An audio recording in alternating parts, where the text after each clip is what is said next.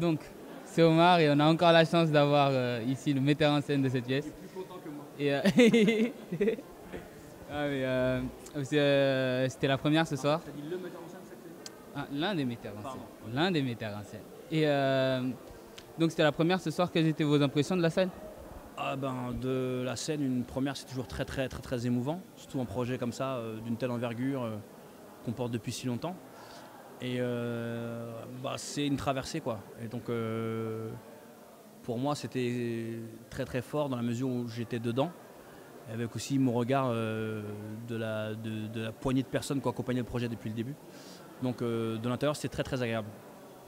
Et vos impressions de la réception de la salle, comment vous avez trouvé? On a eu une superbe écoute, c'était impressionnant d'avoir autant de gens et avec un silence aussi maniacal, on a eu une très belle écoute.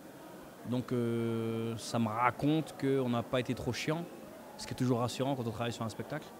Et je suis très content, et puis la réception du public à la fin, la façon dont les gens avaient l'air satisfaits, contents, touchés par ce qu'on a proposé, ça fait très plaisir. Ok, et donc si vous deviez en retenir un message, une impression de cette pièce que vous vouliez que le spectateur retienne, ce serait?